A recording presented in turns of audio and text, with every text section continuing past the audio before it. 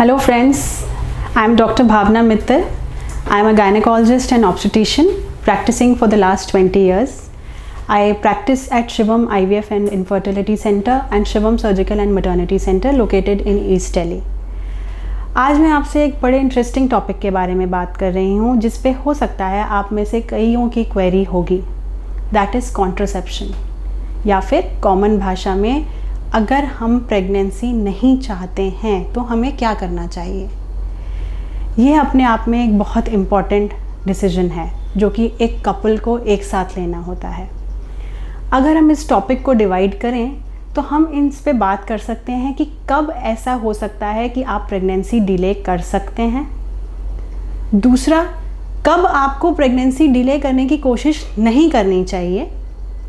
और अगर आप डिसाइड कर लेते हैं कि हमें डिले करना है तो आपके पास क्या क्या ऑप्शंस हैं, जिसको हम बोलते हैं contraceptive basket, the options which you have, और उन ऑप्शंस के क्या फ़ायदे, क्या नुकसान और क्या फेलियर रेट हैं. एंड इसमें कोई परमानेंट मेथड्स भी हैं, और कब आपको ये काम खुद करना चाहिए और कब आपको डॉक्टरी सलाह लेनी चाहिए. तो आइए एक एक करके इन सभी बातों पे बात करते हैं. किसी को भी कॉन्ट्रासेप्शन की ज़रूरत हो सकती है. आज की तेज़ ज़िंदगी में ज़रूरी नहीं है कि कॉन्ट्रासेप्शन की ज़रूरत एक मैरिड इंसान को भी हो. कभी कभी अनमैरिड लोग भी बिना पूछे, डर की वजह से, कोई सही सलाह लिए बिना मेडिकल स्टोर से या किसी फ्रेंड से पूछ के गलत सलत दवाइयाँ लेते हैं. उन्हें पता भी नहीं लगता कि इन दवाइयों का क्या हार्मोनल प्रॉब्लम उनके शरीर में हो जाता है, और बाद में हो सकता है आफ्टर मैरिज इन्हीं लोगों को कंसीव करने में दिक्कत भी आ सकती है. तो क्या ऑप्शंस हैं जो अनमैरिड लोगों को लेने चाहिए, क्या ऑप्शंस मैरिड जो कि पहली प्रेगनेंसी को डिले करना चाह रहे हैं, और क्या ऑप्शंस हैं जो लोग 2 बच्चों में स्पेसिंग करना चाह रहे हैं उनको करना चाहिए. कभी भी अगर आप मैरिड हैं और अगर आपकी एज कम है, आप जैसे कि मतलब कह सकते हैं कि 30 साल से कम आपकी उम्र है और आपको कोई स्पेसिफिक मेडिकल प्रॉब्लम नहीं है, आप और आपके हस्बैंड स्वस्थ हैं, आप करियर वाइज या पढ़ाई की वजह से या किसी फैमिली या फाइनेंशियल इशू की वजह से प्रेगनेंसी नहीं चाहते हैं, तो आप कुछ समय तक 6 महीने साल भर तक प्रेगनेंसी को डिले कर सकते हैं. अगर आपका प्लान उससे लंबा है कि आप 1 साल से ज़्यादा इस चीज़ को डिले करना चाह रहे हैं, या फिर आपकी एज 30+ है और you also have some medical problems, तो ऐसा डिसीजन लेने से पहले आपको डॉक्टर की सलाह लेनी चाहिए. जो मैरिड कपल्स हैं जिनको एक डिलीवरी हो चुकी है, they want a second child but may be not immediately, उनको भी ये ऑप्शन यूज़ करना पड़ सकता है. आइडियली सभी डॉक्टर्स सलाह देते हैं कि 2 बच्चों के बीच में कम से कम 3 साल का डिफरेंस होना चाहिए. सो अगर आपकी पहली डिलीवरी हुई है और आप सेकंड के लिए चाहते हैं 2 से 3 साल का गैप लेना, तो आप कॉन्ट्रासेप्शन पे ऑप्ट कर सकते हैं. चौथे वो लोग हैं जिनकी फैमिली कंप्लीट हो चुकी है, 2 बच्चे या फिर जो भी आपका फैमिली गोल है, 1 बच्चा, 2 बच्चे, 3 बच्चे हो चुके हैं और अब आप नहीं चाहते कि और प्रेगनेंसी हो, तो आपके लिए ऑप्शंस अलग हो सकते हैं. अब हम कॉन्ट्रासेप्शन को कॉन्ट्रासेप्टिव बास्केट बोलते हैं, मतलब इसमें बड़े सारे ऑप्शंस हैं. ऐसा नहीं है कि कोई एक ऑप्शन सबके लिए ठीक है या सबके लिए गलत है. ये डिपेंड करता है कि आपकी अपनी प्रायोरिटीज़, आपकी अपनी बॉडी और हेल्थ स्टेटस क्या डिमांड कर रहा है. सबसे पहला ऑप्शन होता है नेचुरल मेथड. दैट इज़ कि आप naturally at the time of contact pregnancy को प्रिवेंट करने की कोशिश कर रहे हैं. मतलब जब आप इंटीमेट हो रहे हैं तो आप इस चीज़ का ध्यान रख रहे हैं कि जो सीमेन है वो नहीं अंदर रिलीज़ हो रहा.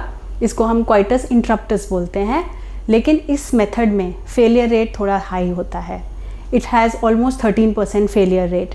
So it is okay for people जो ये चाहते हैं कि हाँ प्रेगनेंसी अवॉइड हो जाए, बट दे आर फाइन कि अगर हो गई तो कोई बात नहीं. So it's not a very full proof method. तो अगर आप पक्का तरीका चाहते हैं then this is not a good method. दूसरा तरीका होता है जो कॉन्डम्स यूज़ किए जाते हैं. So this is easily available. इसके अपने एडवांटेजेस हैं कि कॉन्डम जब आप यूज़ कर रहे हैं तो ऑब्वियसली आप इन्फेक्शंस को भी प्रिवेंट कर रहे हैं. लेकिन again condoms also have a very high failure rate. There are chances of condom rupture and damage, या फिर you can forget the use of condom at the time of contact, and again it can have over 10 to 15% failure rate. So it's not a very foolproof method if you really want to avoid pregnancy 100%. तीसरा method है pills के through, गोलियाँ। एक गोली होती है जो सब बहुत सुनते हैं, वो जो इमरजेंसी कॉन्ट्रासेप्टिव पिल, कि अगर आपका कॉन्टैक्ट हुआ है और आपको डर है कि प्रेगनेंसी हो सकती है तो आप विदिन 72 आवर्स वो टैबलेट कंज्यूम करें। यूजुअली ये टैबलेट बहुत ईजिली केमिस्ट स्टोर्स पे मिलती है, लोग इसका कंजम्पशन बहुत करते हैं, ओवर द काउंटर अपने आप खरीद के दोस्तों के थ्रू खाते हैं दवाई। बट अगर आप किसी डॉक्टर से पूछेंगे, कभी भी कोई डॉक्टर आपको ये दवाई खाने की सलाह नहीं देगा। And the only reason is कि इस दवाई में बहुत हाई डोज हार्मोन होता है। कई बार एक सिंगल टैबलेट के कंजम्पशन से कई महीने आपके पीरियड्स परमानेंटली डिस्टर्ब हो जाते हैं। So as doctors we don't advise कि ना तो हम प्रिस्क्राइब करना चाहेंगे, ना हम चाहेंगे कि आप खुद अपनी मर्ज़ी से ऐसी दवाइयाँ जो कि एमरजेंसी कॉन्ट्रासेप्टिव पिल्स हैं वो यूज़ करें। अगर आप हार्मोनल मेथड चाहते ही हैं तो फिर आप कंटिन्यूस पिल्स, जो कि ओरल कॉन्ट्रासेप्टिव पिल्स, जो कि गवर्नमेंट सप्लाईज़ में भी मिलती हैं और आजकल अच्छी क्वालिटी की प्राइवेट कंपनीज़ की भी पिल्स आती हैं जिनमें स्टेरॉइड का कंटेंट काफ़ी लो होता है, वो आप यूज़ कर सकते हैं। अगर आप ये पिल्स यूज़ करेंगे, ऑब्वियसली आपको डॉक्टर को विज़िट करना है, डॉक्टर आपकी जांच करेंगे, आपके इंडिकेशंस, कॉन्ट्रा इंडिकेशंस समझेंगे। अगर आपके लिए मेथड ठीक है तो ही वो आपको इस मेथड पे यूज़ करने के लिए सलाह देंगे। इसमें कुछ साइड इफ़ेक्ट्स होते हैं क्योंकि ये पिल्स स्टेरॉइड्स होती हैं, तो इसलिए वेट गेन होना या फिर कुछ बॉडी में हार्मोनल डिस्टर्बेंस होना, even blood pressure, sugar and thromboembolism, ऐसी कुछ कॉम्प्लिकेशंस के चांसेस इससे बढ़ सकते हैं। रेयरली कुछ स्टडीज़ इनको कैंसर से भी एसोसिएट करती हैं। तो अगर आप ये पिल्स ले रहे हैं तो इट इज़ नॉट दैट कि आप ये पिल्स कंटिन्यूसली सालों साल कंज्यूम करते रहेंगे। आपको regularly at least 3 to 6 monthly doctor के पास वापस विजिट पे जाना चाहिए, जिससे कि वो आपका सारा चेकअप कर सकें और देख सकें ये पिल आपके लिए ठीक है कि नहीं, आप इसे कंटिन्यू करें या नहीं करें। और मेथड होता है IUCD, इंट्रायूट्राइन कॉन्ट्रासेप्टिव डिवाइस, जिसको कॉमन भाषा में कॉपर टीबी बोलते हैं। ये भी अपने आप में बड़ा कॉस्ट इफेक्टिव और बहुत वन टाइम मेथड है। बट ये मेथड हम नहीं देंगे अनमैरिड लोगों को या जिनको कभी भी प्रेगनेंसी नहीं हुई, उनको नहीं। सो ये this is not before first pregnancy. This is a good method जिनको 2 बच्चों के बीच में स्पेसिंग करनी है या फिर दूसरे बच्चे के बाद अगर वो प्रेगनेंसी से बचना चाहते हैं तो उनके लिए अच्छा मेथड है। क्यों नहीं देते फर्स्ट प्रेगनेंसी होने से पहले? क्योंकि रेयरली कॉपर टी के साथ कभी कभी इन्फेक्शंस का डर होता है। तो ऐसा ना हो कि आपने कॉपर टी डलवाई प्रेगनेंसी ना होने के लिए और कल को जब आपने प्लान करना शुरू किया तो आपके लिए प्रेगनेंसी होना ही मुश्किल हो गया। कॉपर टी भी कॉस्ट इफेक्टिव मेथड है, ये किसी डॉक्टर के थ्रू ही होता है। आजकल जो एडवांस डिवाइसेस आते हैं उसके रहते में ये काफ़ी सेफ़ है, जो कॉम्प्लिकेशन रेट्स हैं वो कम हैं। आप कह सकते हैं 99.9% ये इफेक्टिव है और 99% ये सेफ़ भी है। एक कॉपर टी की ड्यूरेशन जो है 3 से 5 से 10 साल होती है और आप जब भी चाहें, जब आप प्रेगनेंसी प्लान करें तो इसको रिमूव करा सकते हैं। सो सेम डे से आपकी फर्टिलिटी बैक टू नॉर्मल होती है। सो स्पेसिंग के लिए बहुत अच्छा मेथड है कि एक डिलीवरी हो गई, उसके बाद में आपने 3 से 5 साल के लिए कॉपर टी डलवाई, जब आप प्लान कर रहे हैं तो आपने कॉपर टी रिमूव करवा दी। बट हाँ, रेयरली 1% लोगों को इसमें ब्लीडिंग या पेन या फिर कुछ और कॉपर टी रिलेटेड कॉम्प्लिकेशंस हो सकती हैं। लास्ट मेथड होता है जो परमानेंट मेथड है, दैट इज़ जो इरिवर्सिबल मेथड है, जो कि लेडीज़ का भी हो सकता है और मेन का भी हो सकता है, जिसमें कि लेडीज़ में ट्यूब्स को ब्लॉक करा जाता है, जिसको कहते हैं स्टरलाइजेशन ऑपरेशन। ये ऑपरेशन या तो आप अगर मान लीजिए आपकी डिलीवरी ऑपरेशन द्वारा हो रही है तो उसी समय किया जा सकता है, या फिर लैप्रोस्कोपी, दूरबीन विधि से भी ऑपरेशन बहुत आसानी से एक टाँके का ऑपरेशन किया जा सकता है। इसकी रिकवरी बहुत अच्छी होती है। हो सकता है आप 12 घंटे के लिए हॉस्पिटल में एडमिट हो, एनेस्थीसिया में सर्जरी होती है, कोई पेनफुल नहीं होती।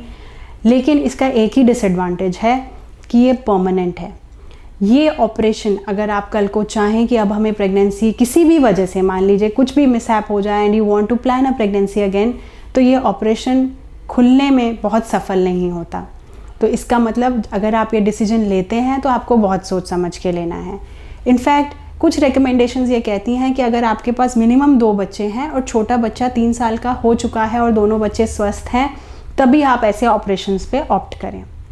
जैसे लेडीज़ की ट्यूब ब्लॉक करी जाती हैं, ऐसे ही मेल्स का भी वैजेक्टमी का ऑपरेशन होता है। इनफैक्ट ये लेडीज़ के ऑपरेशन से बहुत सिंपल होता है। जो कि आप कह सकते हैं डे केयर बेसिस में सुबह से शाम तक में लोकल एनेस्थीसिया दे के कोई भी एक्सपर्ट सर्जन ये प्रोसीजर कर सकते हैं, जिसमें कि वास को ब्लॉक करा जाता है, वाजेक्टमी करी जाती है, वास का एक टुकड़ा लेके रिमूव कर दिया जाता है, जिससे कंटिन्यूटी ऑफ स्पर्म फ्लो बंद हो जाए और एक परमानेंट स्टेरिलाइजेशन हो जाए। हमारी सोसाइटी में बहुत लोग वैसेक्टमी के लिए नहीं ऑप्ट करते, ज़्यादातर लोग लेडीज़ के सर्जरी कराने में ज़्यादा बिलीव करते हैं, but frankly speaking medically vasectomy is much simpler and safer procedure than the surgery of the female. तो ये आपके ऑप्शंस हैं। कभी भी कोई आप डिसीजन लें तो वो डिसीजन ही मेडिकली साउंड होना चाहिए। आपको ये मेथड लेना है, नहीं लेना, आपके लिए सही है, नहीं है, या लेना है तो कब तक लेना है, कब नहीं लेना है, ये सभी बातें सोच समझकर लीजिए अपना डिसीजन, और बेटर है किसी डॉक्टर को भी अपने डिसीजन मेकिंग में इन्वॉल्व करिए।